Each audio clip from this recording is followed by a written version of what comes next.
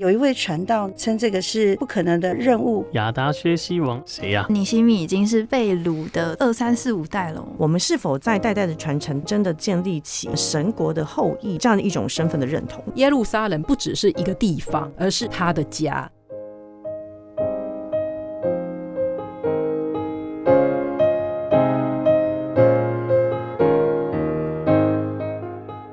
只见耶稣青年团契陪你读圣经咯。大家平安，我是这一季的客户心莹，我是关怀喜珍。在这一集节目当中，我们要一起来和大家读尼希米记第1章。如果您还没有听过或看过前面2集的节目，您可以在这一集节目之后呢，回头点选你也看见破口了吗？当代青年为什么要读尼希米记，以及尼希米记历史背景简单看。好，那在进入这个尼希米记第1章之前，我们要先请今天和我们一起团契的弟兄姐妹跟大家打声招呼。首先是大专团契的契员代表阿妮塔，哈利路亚，大家平安。我是舒雅，我是马大，还有今天陪伴我们的值班传道是联总的刘怡云传道，哈利路亚，大家平安。接下来时间呢，我们要交给今天的主领马大咯。那我们在开始之前，我们先一起低头默祷，求神的灵运行在我们中间，亲自带领。阿们。奉主耶稣圣名开始我们今天的读经。那我们今天要来讲的尼希米记呢，它讲的是一个人从听到一个消息，最后带领整个民族复兴的真实故事。有一位传道呢，称这个是不可能的任务 Mission Impossible。乍听之下，我的脑里面最先出现的是阿汤哥，觉得很难跟尼希米记连接在一起。那大家觉得这真的是一个 Mission Impossible 吗？不可能的任务？没错，肯定是。他们在那个时代啊，如果要造一个最后可以合起来的围墙，好像真的很困难耶，因为他们那时候应该没有很精准的仪器可以去测量。对啊，对，而且中间有很多不可思议的，比如说他愿意从王的仆人成为神的仆人，然后又是千里长征，至少有2500公里吧，差不多我们这里到北海道，对，很远，一路从台湾走到北海道。然后再想想看，他原本是做官的，后来却要去修筑城墙，这个专业好像也很不一样，对不对？对，斜杠扩大，斜杠青年。对，所以确实有很多不可思议，可是跟不可能的地方。那但是神真的按着他的计划，都让一切变得可能。所以现在就让我们翻开尼希米记的第1章，让我们一步一步的跟着尼希米，看他如何从一个问题开始他的旅程。那我们先请安妮塔为我们念第1节。好的，哈加利亚的儿子尼希米的言语如下：亚达薛西王20年，基斯流月，我在书珊城的宫中。那尼希米记呢，他从第1章到第7章用的都是第一人称，所以在第1节我们就可以看出来，这是尼希米记自己的自述，以及当时的时间地点。那大家是不是觉得这里面有几个比较陌生的词语呢？舒雅举手了。我觉得很陌生的是亚达薛西王20年，不知道这是谁呀？还有就是基斯流月是哪一月？再来就是书珊城，也不知道他现在在现今的哪里？对，好啊，那我们是不是先请传道简单的介绍一下呢？好，那我们大家之前应该有看过尼希米记背景的那一集，所以我来考大家一下。那以色列人历经3次被掳到巴比伦，最后南国被灭，圣殿被毁，但是后来呢，连灭他们的巴比伦也都被灭。那这个把巴比伦灭的是哪一个国家？波斯。对，所以亚达薛西王就是尼希米时代波斯的王。那我大概讲一下圣经里面有出现过的波斯王，排列一下它的顺序，这样大家比较有概念一点。就是古列、大利乌、亚哈随鲁，然后再来是亚达薛西。那所以尼希米记所出现的亚达薛西王就是刚才所说的第4位。那亚达薛西王20年，大概是在主前的446年。那不晓得大家还记不记得南国灭亡第3次被掳是什么时候？这个太难了，有谁可以回答一下？大家去听上一集。那我们就知道说那是主前586。那所以计算一下，那也已经100多年前。哇，对，根据资料查考，尼希米就是我们在第1章会看到他正在王身边做酒政的这个年纪，纪其实是大概40多岁，所以他们被掳已经100多年，但是他只有40多岁，也就是说尼西米其实是在被掳的地方出生，他其实是一个外国出生的小孩，他其实从来没有到过耶路撒冷。所以其实尼西米已经是被掳的第2代、2、3、4、5代了。对。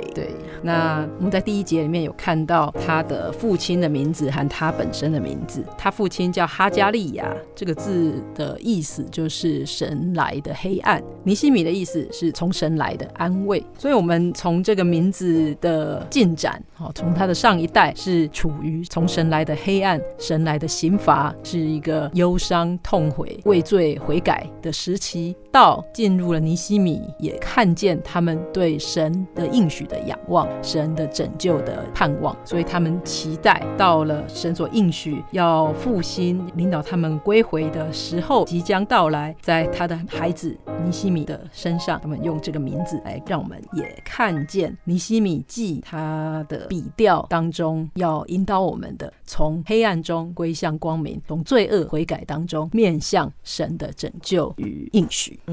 所以刚才怡云传道讲到的这个尼西米记父子2代的命名啊，其实一方面从黑暗到安慰是巧妙的呼应神的计划，那一方面也有一点点可能就是这个哈加利亚从小被叫做从神来的黑暗啊，小黑啊，所以特别对孩子的命名很有感觉，所以他真心期盼自己的孩子不要在黑暗中，可以得到真的是来自于神的安慰。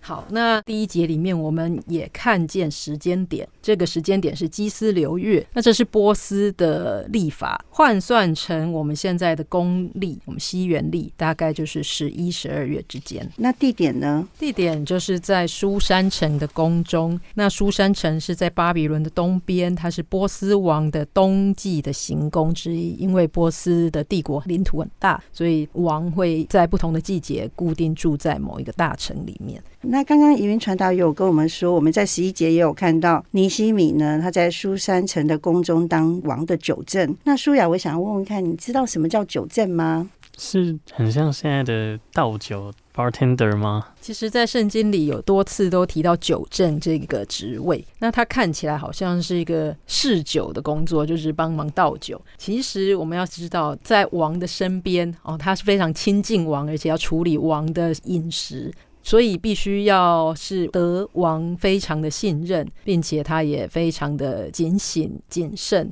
能够有很好的应变判断力来帮王试这个酒的品质有没有毒，王的喜好等等。所以我们可以说他是王的心腹，所以他的地位一定也是很高，大家也不敢得罪他。他从被掳的身份到成为王很亲近的大臣，那虽然圣经没有特别记载这个历程，但是我们用想象的可以想象这是非常不容易的事情。对，非常不容易哦。我们大家可以有点稍微想象一下，就是假设一个小的国家的一个国民流亡到美国之后呢，最后居然可以成为美国总统的近臣或幕僚这样的一个概念。哇，这听起来真的是一件非常不容易的事情。对，所以才叫做 Mission Impossible。好，那我们谢谢传道的补充，让我们对尼西米的背景有更多的了解。接下来我们邀请 Anita 为我们念第2节到第4节。那时有我一个弟兄哈拿尼同这几个人从犹大来，我问他们那些被掳归回剩下逃脱的犹大人和耶路撒冷的光景，他们对我说，那些被掳归回剩下的人在犹大省遭大难，受凌辱，并且耶路撒冷的城墙拆毁，城门被火焚烧。我听见这话，就坐下哭泣，悲哀几日，在天上的神面前禁食祈祷，说，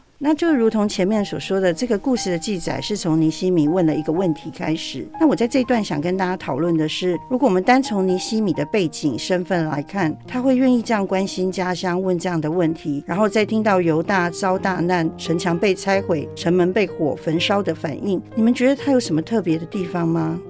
刚刚有讲到他是在那个国家算是有比较高的地位跟权力，然后他又是外国人，所以觉得他还愿意这样子来关心圣城，甚至是神家的人，这是很不容易的事情。而且我觉得尼西米他是被掳的第4、5、6、7代了，他从小都是在国外长大的，但是他却仍然可以保持信仰，而且他的心也寄在耶路撒冷，这一点非常的不容易耶。因为我们光是要踏出我们的的舒适圈就已经很难了。那我看到 Anita 的表情也很严肃，是不是有什么要说的？这个部分我看到这里就想到尼西米的名字，他的名字是刚刚传道有提到，他是从神来的安慰嘛。那这边有讲到尼西米他就很难过，他就哭泣，我就可以看到要当一个安慰的人，他基本上要是一个很感性的人，内心要是柔软的人。那除此之外可以看到他为了耶路撒冷难过，所以可以看出他是认识神的人，那是对信仰有基础的人，对真理和知识啊是有一个内心准则的人。确实不容易。之前和美国的信徒曾经也读到过尼希米记，那他们特别的有感触，因为有很多人自己或他们的小孩是 ABC， 然后很少就到美国，那他们对台湾的印象呢，其实就是珍珠奶茶。珍珠奶茶提到了就想喝对，那但是还有就是数学很难，那其他的事情他们都很陌生然后对学中文其实是蛮抗拒的。所以我想请问我们的契员，有没有人是信仰的第二代，或是家里已经信了很多代的呢？我是1.5代。我是第二代。我也是第二代我是第3代。那在这边你们可以理解尼希米对圣城的反应吗？其实很难，会觉得他怎么有这么大的反应啊？对啊，就是他怎么这么的在意耶路撒冷的事情。对，然后其实之前我跟青年讨论到第1章的时候，不太能理解为什么尼希米的反应会这么大。然后我在这边讲有一个研究美国移民的知名教授，他的研究可能大家听了会有一点惊讶哦。他的研究当中呢，如果是亚洲的移民，譬如说像我们华人移民到美国之后呢，第2代几乎是完全认同自己是美国人。那但是他的研究到就是拉丁美洲裔讲西班牙文的，就是中南美洲的这些家庭，到第5代还觉得他们是曾祖父祖母那个国家来的人。所以我们可以知道说，这个家庭的传承，他对你自己的族群的认同、身份的认同，其实是有非常大的影响。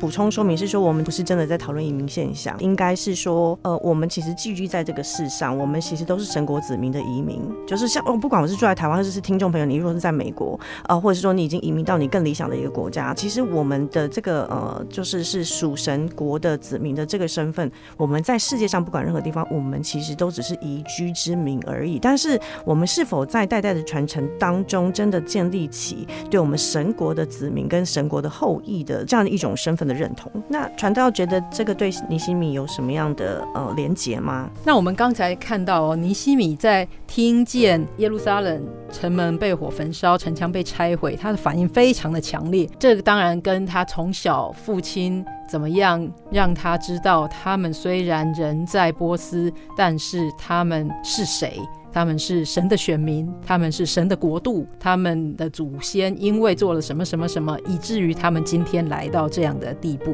所以对他来说，耶路撒冷不只是一个地方，而是他的家，是他的根。他知道他是谁。那在心理学里面其实有一个理论叫做地方认同，也就是说对于塑造影响自我感觉的地方，人会去赋予它意义跟重要性，然后去产生地方的依附，对于特殊的地方会有很强力的情感连结。那家对我们来说，它不是一个建筑，而是我们生命的回忆，然后我们投注我们的情感，我们对它的依赖，然后我们在这个家中建构我们的自我。对尼希米来说，耶路撒冷不是一个地方，而是他的家，所以他的家被仇敌凌掠践踏，那其实不是一件新闻而已，而是就是说是一种创伤。就好像有些人他的家可能着火，对他来说其实不是只是财产的损失而已，可能是回忆，对他的回忆的消失，他人生当中一段很重要的很珍惜的东西的失去。就好像耶稣看见人在圣殿里买卖，耶稣就发了很大的火。为什么？因为那是他父的家，也是他的家，他的家被亵渎、被践踏、被污秽。对我们来说也是一样，我们要怎么样对教会也有这样子，教会就是我的家，也是我的一部分。当我们看见教会有什么样的软弱，那我们能不能也产生同样的这样的伤痛感？所以其实刚刚怡云传道有讲到一个我觉得很值得我们思考的点，就是尼西米已经是被掳移民的第5、6、7代了。那可是我们想看，就是说我们教会可能有第5、6、7代的信徒的家庭，就是只剩下一个家庭还留在教会，那其他的其实都已经流失了。那到底怎么样帮助我们自己啦，我们的孩子，甚至教会的青年，从你们到我们培养神的家就是我家这种真正在内心深处发出的认同感呢？我自己的体会是，从受洗之后，其实在罪恶的事上是不知道自己犯罪的。那从这样子的一个状态，知道自己犯错，但是却不停止的犯错，然后跌倒了却不愿意爬起来，这样子的一个躺平族，到最后靠着神慢慢的站起来。那我觉得我们在这样子回归的路程当中，我们就可以对我们的教会，对神的家产生这样子的一个认同感。其实我之前有听过传道来讨论这样的议题，就是我们在对待信仰的下一代，我们要把他当慕道朋友来浇灌，这样子才能够让我们的神成为他们的神。那我这边也想要讲一个例子，就是有一个美国姐妹，她很担心她小孩认同的问题，所以她每年都会花时间让小孩回台湾学中文，甚至参加学龄会。那小孩在小的时候听不懂讲道，安息日回家以后，她会再陪同他们一起听讲道，然后为他们讲解。然后平时她要探访啊，做服事都是带着小孩。那最近小孩开始私情啊，她会提醒他们要先上去祷告，让他们看重服事的恩典，以及要祈求神来同工，要不然谈再好也只是技术上，而不是圣功。我想就是马大想从这个台湾母亲啊，努力的想让孩子回台湾学中文，亲近教会的例子啊，来强调身份的认同，在孩子还小的时候，是真的需要父母很用心、很有意识、有策略的去养成的。我这边讲的认同，不是指这个肉体的族群文化的认同，而是指我们在属灵国度的这个神国子民这个尊贵身份的一种认同。